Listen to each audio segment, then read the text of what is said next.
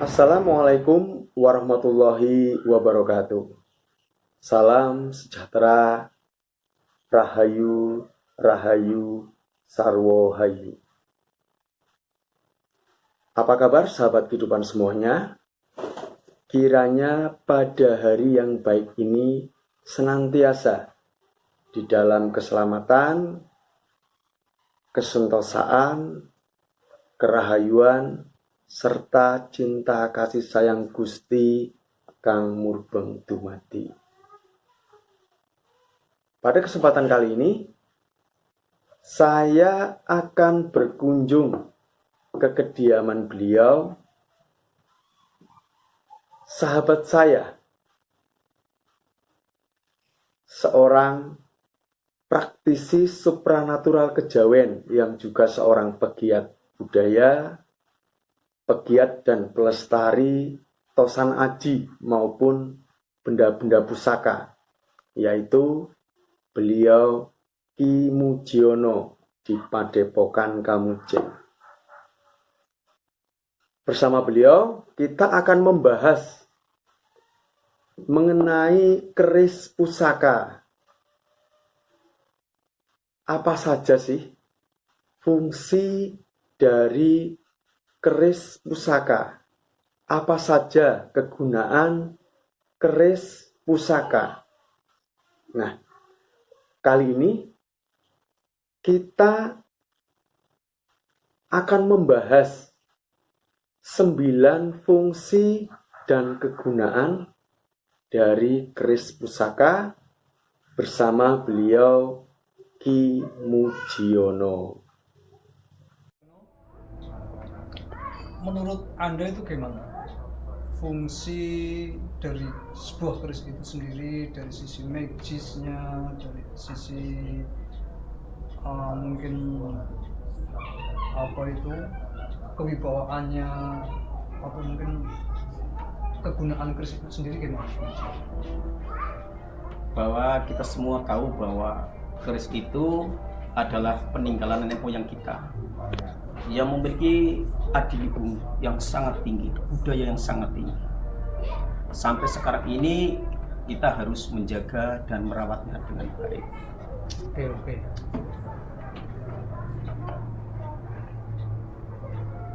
Apakah ada cara sendiri untuk melepasnya? Ada cara membukanya. Maaf, kita ulang lagi ya, cara membukanya. Keris di sini memiliki kunci. Banyak sekali orang membuka keris tidak bisa karena ada kuncinya. Kuncinya adalah berada pada ujung di sebelah sini. Kita tarik ke sana, akan bunyi teklik. Kalau bunyi teklik berarti kunci sudah terlepas. Jadi ada kaitan? Ada kaitannya. Kalau ke sini mengunci masuk, ini sudah masuk. Membukanya, sebelum kunci dibuka, ini tidak mungkin akan bisa orang mengambil. Tidak begitu saja. Tidak harus slot itu tidak. Ya, jadi kunci harus dibuka. Dengan membukanya adalah ke sini arahnya. Ya, arahnya ke sini, dibuka. Caranya arahnya ke sini. Ibu jari berada pada di posisi seperti ini. Taruh di sini. Kalau sudah, yang ditarik bukan bilah kerisnya, tetapi sarungnya. Ini ibu jari mendorong ke depan. Kalau sudah, sarung tangan, sarung keris diangkat. Posisi keris itu diarahkan ke atas.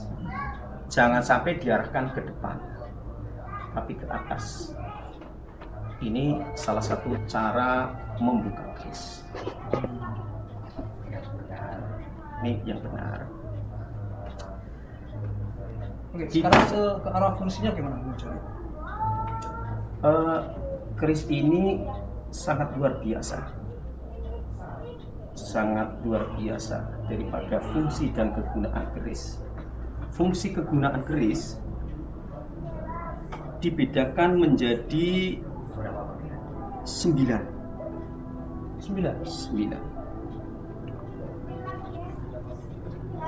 Bisa secara rinci mungkin. Gitu, Ya. Yang pertama, keris adalah sebagai senjata, sebagai bela diri, sebagai alat bela diri untuk menjaga-jaga hal-hal yang membahayakan pada diri kita. Mungkin kepada musuh, atau mungkin ada hewan atau binatang-binatang buas untuk bisa menjaga. Itu fungsi keris yang pertama. Terus fungsi yang kedua, keris itu sebagai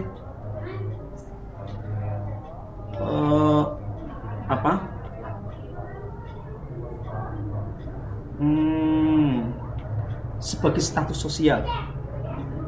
status sosial, misalkan keris untuk seorang petani, seorang saudagar, seorang pejabat. Jadi kalau misalkan keris yang dipegang keris apa? Oh,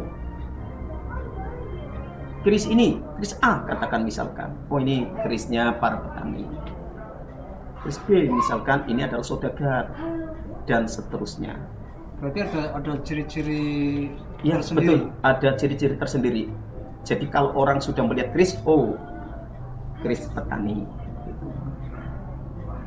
Terus yang ketiga adalah sebagai tanda kehormatan. Tanda kehormatan. Yang keempat, sebagai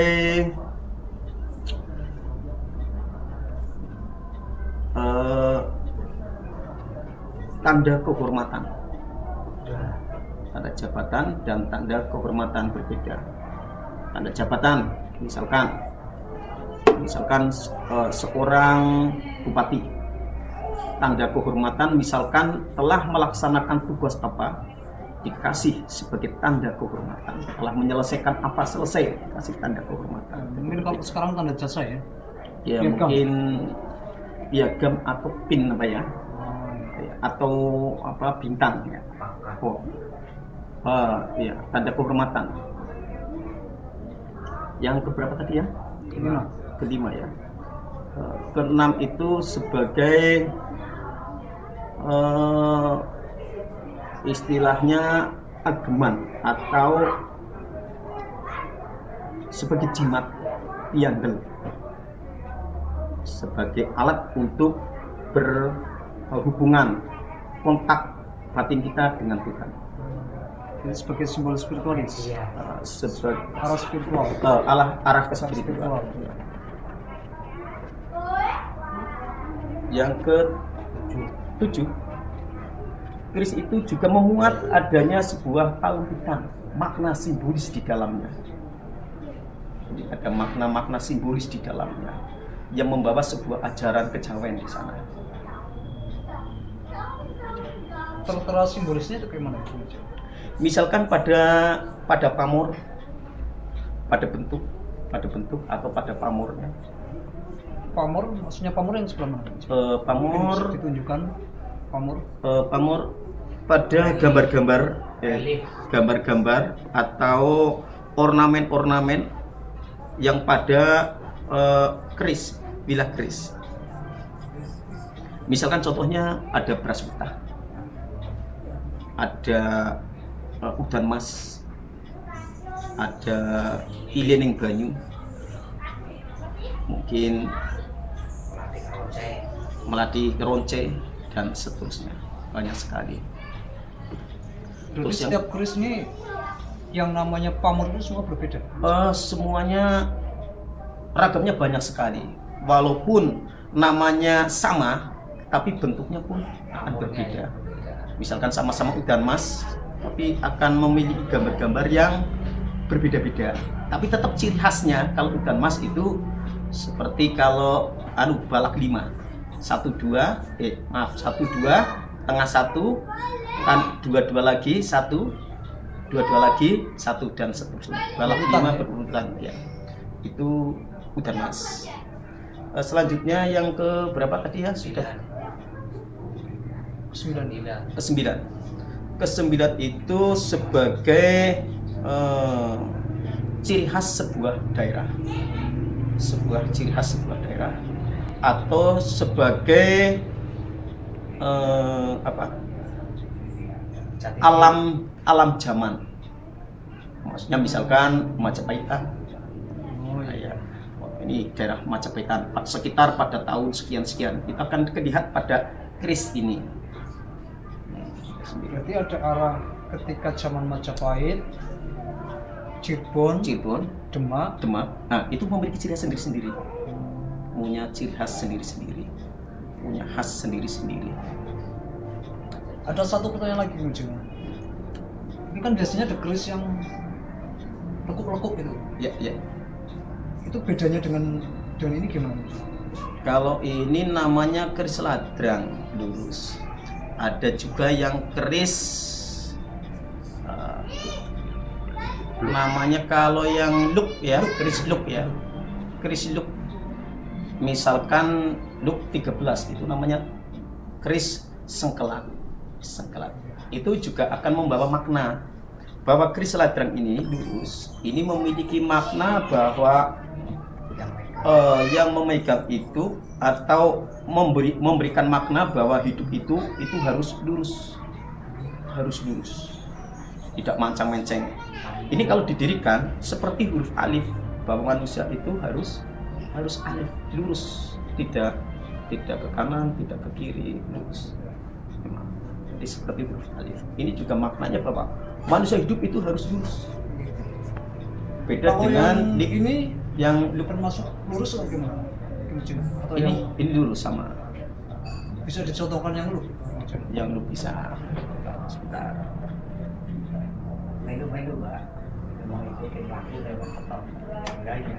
Oke, mari kita untuk mencari yang model keris look dari Kim Jong.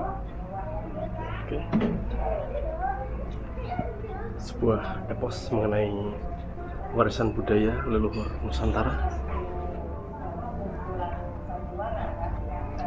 Kita memasuki sebuah ruangan tempat Ki Mujiono sebagai salah satu penguri-uri warisan budaya Nusantara berupa keris yang memiliki nilai esoteris yang luar biasa, sebagai sebuah karya empu, sebuah karya adiluhung dari nenek moyang kita.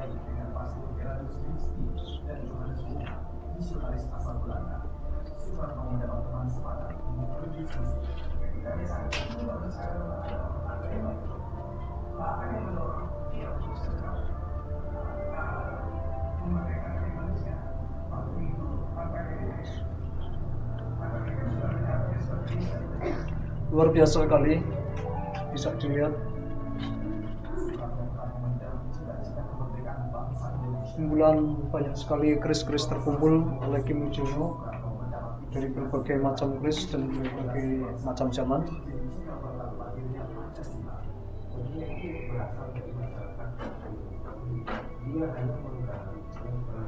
Kita sedang mencari dulu Kembali ke tempat.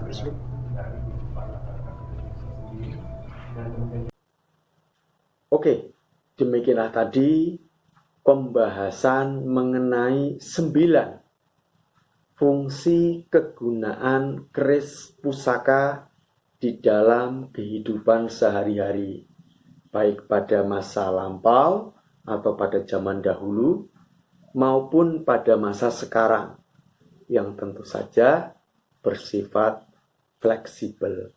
Kiranya penjabaran tadi, pembahasan tadi mengenai fungsi maupun kegunaan dari keris pusaka membawa manfaat bagi kita semua, serta membuat kita semakin semangat di dalam nguri-uri melestarikan tradisi dan budaya negeri kita. Jangan lupa untuk subscribe, like, dan komentar, serta berkomentarlah yang baik santun sesuai standar komunitas. Demikian saya akhiri. Wassalamualaikum warahmatullahi wabarakatuh. Rahayu, Rahayu, Sugeng Rahayu.